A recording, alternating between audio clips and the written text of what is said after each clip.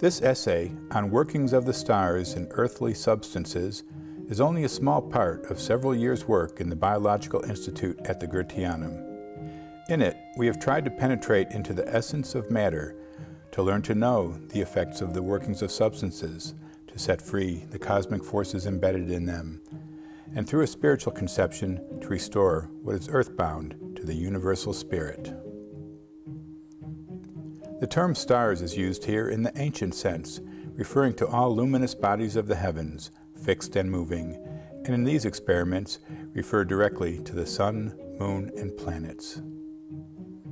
It is here dealing with the mystery of matter and opening up a path into a vast domain where wonderful things will be revealed to us if we will but observe impartially the results of our experiments and acknowledge the pictures which nature herself has painted. It is a treatise on science, appealing to the artistic sense in man, which will enable him to approach with a feeling of reverence and awe a work of art depicting the influence of the stars in earthly substances. It was Rudolf Steiner, the founder of anthroposophy, who gave us a new insight into the world of minerals, of plants, and of animals. It was he who showed humanity the way back again from matter to spirit. The following essay is inspired by the teaching that anthroposophy has to give. All the substances around us are subject to the laws of gravity. Are all solid bodies, however, subject only to the earth forces, or are they acted upon by other outside forces?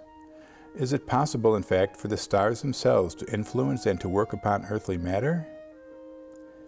It is difficult for a modern human to believe that a star, millions of miles distant from the earth, should be able to exercise an influence on it. And yet it is so. The stars do influence earthly events.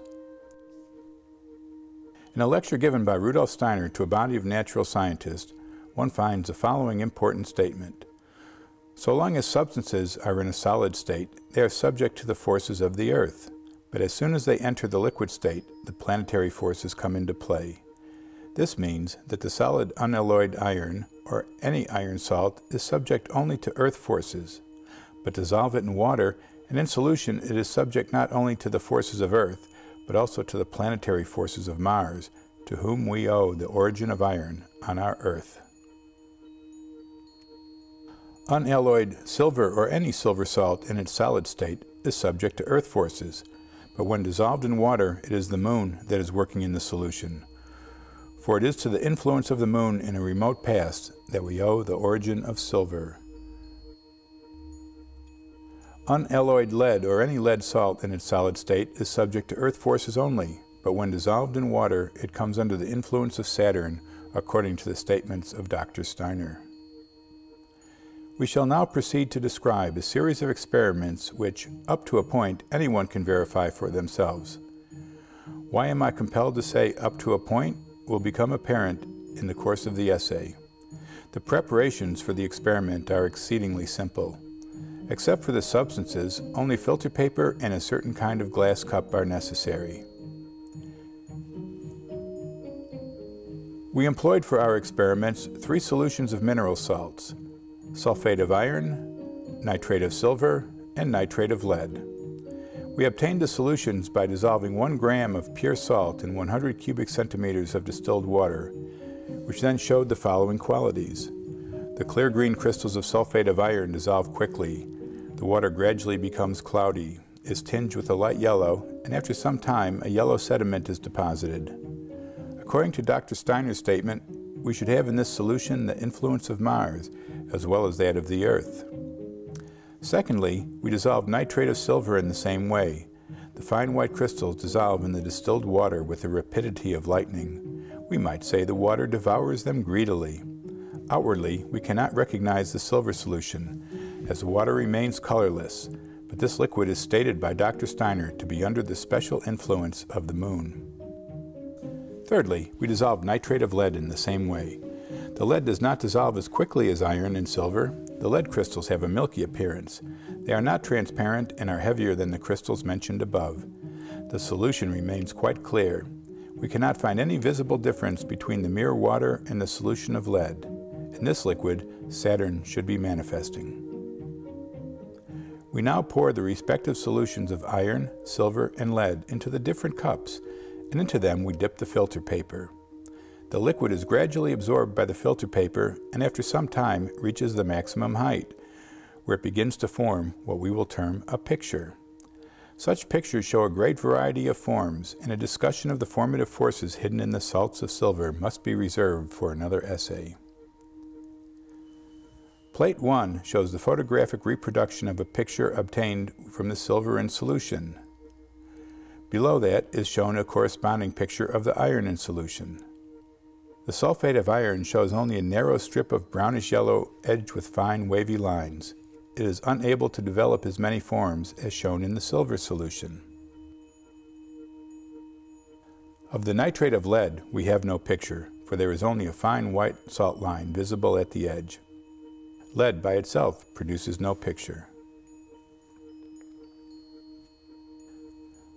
We will now go a step further and add to the silver solution the iron solution in equal parts. In a few moments a dark gray sediment appears, and into this mixture of silver and iron solution we dip again a filter paper. A wonderful picture rapidly arises. See plate 2.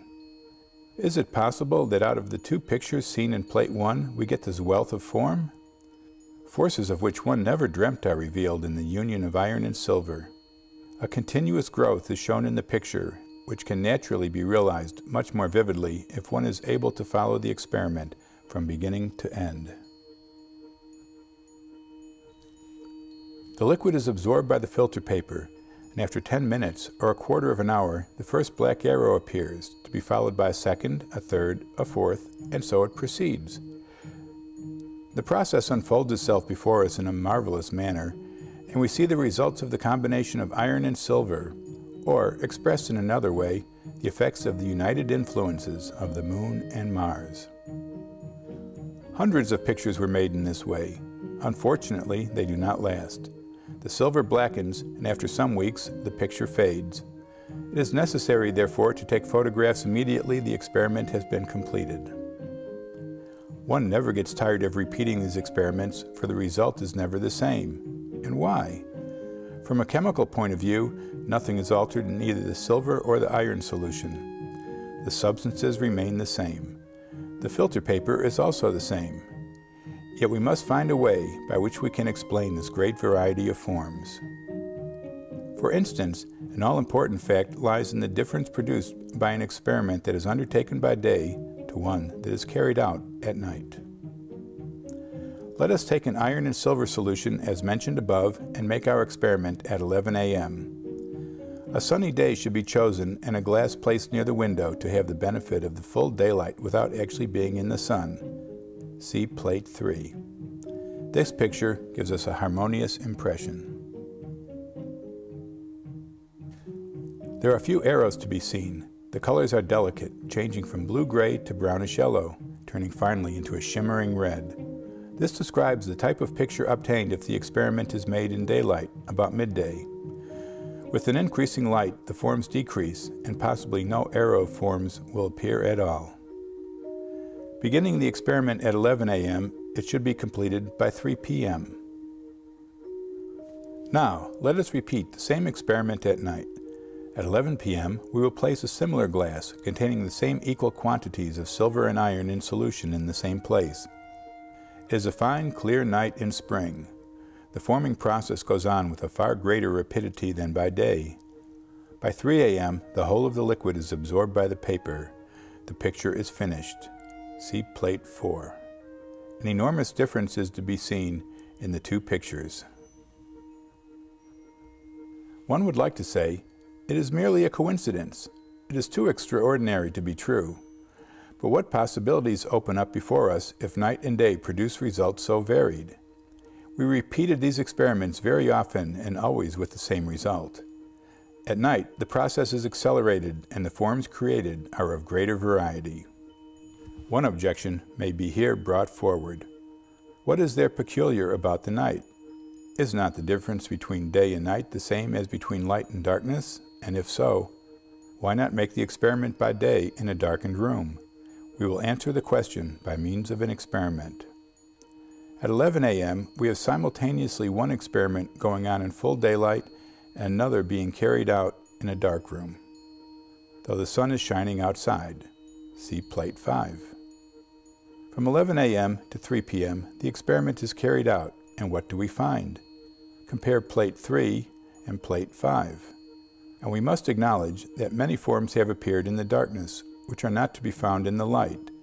But compare the picture obtained by day in the darkness, Plate 5, with the picture obtained by night at the window, Plate 4, and we discover that the forming powers of night are still greater than those that worked in the dark room by day.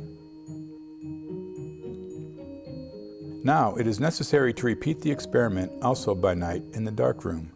The darkness is still the same. Therefore, if only the darkness is working, the night picture in the dark room must be identical with the day picture obtained in the dark room. We look back again on Plate 4. The experiment was carried out at 11 p.m. near the window. At the same time, we make an experiment in the dark room. See Plate 6. The picture obtained by night in the dark room shows a greater wealth of forms than the picture obtained by day in the dark room. We can therefore no longer say that it is only the activity of light and darkness and not the activity of day and night. Of course, light and darkness have an influence too. They belong to the phenomena of day and night, but they are not the only causes of the difference in the forms produced by day and night. All that happens in the cosmos during those two periods must be taken into consideration. We come now to the third substance, lead, which by itself does not produce any picture. For a long time, we tried to find a means whereby lead too could manifest formative forces in a characteristic manner, and in the mixture of lead, iron, and silver, we at last succeeded. We will therefore make the same experiment with lead added to the other two solutions. Let us mix equal parts of nitrate of silver, nitrate of lead, and sulfate of iron in the proportion of 1 gram to 100 cubic centimeters of distilled water. Dip in the filter paper and put the glass containing the solutions in the same place near the window at 11 a.m., leaving it there until 3 p.m. See Plate 7. The picture is very dark. We notice only a few arrow-like forms, and the forms are not the same as those produced by the combination of silver and iron, but we shall see them more distinctly later on. The next experiment consists in placing the mixture of silver, iron, and lead in the same place near the window between 11 p.m. and 3 a.m. See Plate 8. There again we see the night has greater formative power. Compare Plate 8 with Plate 4, showing the corresponding experiment with silver and iron only. In the dark room by day, silver, iron, and lead give us a distinct picture of the workings of lead. The arrow-like forms, which are produced by the combination of silver and iron, are always sharply defined. One would like to describe them as flying through the air. Then the lead begins visibly to work and gives weight to the arrows. They no longer fly, but give us rather the impression of falling. They are urged towards the earth. I cannot here do otherwise than explain one picture through the medium of another. Under the influence of the lead, the sharp edges disappear. The forms now appear ragged and broken. In the one instance, the mixture of silver and iron, one has the impression of a fresh, youthful face. Directly the lead is added, the face becomes old, wrinkled, and careworn. I do not wish to be misunderstood and hear someone say that he expects to see on the one side the picture of a young face and on the other that of an old man. Naturally, that would be nonsense, but looking at the pictures intently, one can get some such impression as I have tried to put before you. And last of all, we put silver, iron, and lead in the dark room from 11 p.m. till 3 a.m. See Plate 10. In this picture, we cannot help getting the impression of heaviness. How massive, how gigantically plastic the forms look. Thus we get the most powerful forms in the dark room during the nighttime. The pictures one obtains by these solutions are again most varied in their forms. We possess a wealth of material, but are compelled to make only a small choice of reproductions here to illustrate the effects.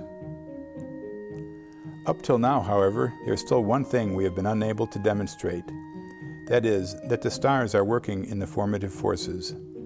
How is it possible to prove that there is the influence of the moon in the silver salt, of Mars in the iron salt, and of Saturn in the lead salt? By means of an experiment I am about to describe, we shall see unfolded before ourselves the influence of the planets. On the 21st November, 1926, there were some very interesting planetary alignments. Something important was happening amongst the stars. At noon, there was an upper conjunction of Sun and Venus. At 6 o'clock in the evening, a conjunction of Sun and Saturn. Sun and Saturn were going to be in conjunction. What was more natural than that we should prepare to make several experiments with silver, iron, and lead during the time in question? For months, we had studied the actions of these substances in cooperation during the day and during the night. According to the statements of Dr. Steiner, in a solution of lead, the powers of Saturn should manifest themselves. Now in the heavens, at the time given, something particular is happening with Saturn. If in reality this planet, so far away from Earth, is in some connection with the lead on Earth, then surely the lead solution must be influenced by other forces at the time the Sun is standing before Saturn, than when this is not the case. Here was an experiment that could make our hearts beat quicker. Would it be possible to penetrate into the secrets of the cosmos, or not? On the 21st November, 1926, at 6 p.m., we dipped the filter paper into a solution of silver, iron, and lead. At this season of the year, it is quite dark at 6 o'clock in the evening. It seemed likely, therefore, that we should have a picture similar to that shown on plate 8. To our great astonishment, a long time elapsed and nothing appeared on the paper. In normal circumstances, the first forms appear in 10 or 15 minutes. In this case, more than a whole hour elapsed before the first forms made their appearance. At 11 p.m., the picture was finished. See plate 11. Where are all the forms? Where is the lead? A remarkable result indeed, and I must confess that I felt somewhat disconcerted at it, the more so, as I had expected, when undertaking the experiment, that if Sun and Saturn were in conjunction, then some particular force would be communicated to the lead, and the picture would be more powerful than ever. But I found the contrary to be the case. It seemed as if the lead could not act at all. My abstract idea was corrected by reality. The experiment was repeated at 12 p.m. midnight in the darkroom. We knew that here the formative forces acted more intensely. 2 hours later, we looked to see what had happened. Again, we were astonished at what we found. The picture was so remarkable, such a riddle, that we determined to make yet another experiment at 2 a.m. Plate 12 represents the picture obtained from the experiment carried out from midnight until 4 a.m. Every possible defect in the carrying out of the experiment was guarded against. The arrangements were such that under normal circumstances, a picture similar to plate 10 was to be expected. Yet what did we see? Instead of heavy massive forms, an utter blank. An invisible hand had blotted out the workings of the lead in my solution. And whose was the invisible hand? It was the Sun. The Sun had stood before the planet Saturn, and here below, on the Earth, the lead could not manifest its activity. When the stars speak, humans must stand still in silent awe. Plate 13 represents the picture obtained from the combination of silver, iron, and lead in solution from 2 a.m. until 7 a.m. on the same morning. Slowly, very slowly and delicately are the forms returning. One can feel the Sun has ceased to cover entirely the planet Saturn, but even this picture has no resemblance with our usual forms. After the Sun-Saturn conjunction, on November 22nd at 11 a.m., we again made an experiment with the silver, iron, and lead in the darkroom and obtained the picture you see on plate 14.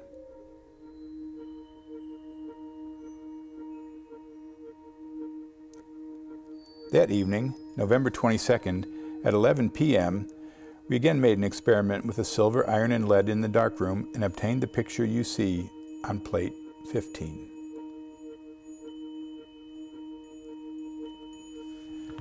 The conjunction of Sun and Saturn was over. Normal conditions had returned, and day and night gave us again the customary, well-known, beautiful forms. The stars have spoken and shown us the bridge that spans the gulf from earth to heaven, from the material to the spiritual, to the matter that is penetrated with spirit. If only people would comprehend the words of Rudolf Steiner in their true meaning, looking upon them as stepping stones on the road from Earth to the cosmos, humanity would then be able to fulfill the mission ascribed to it by the guiding spirit of the time.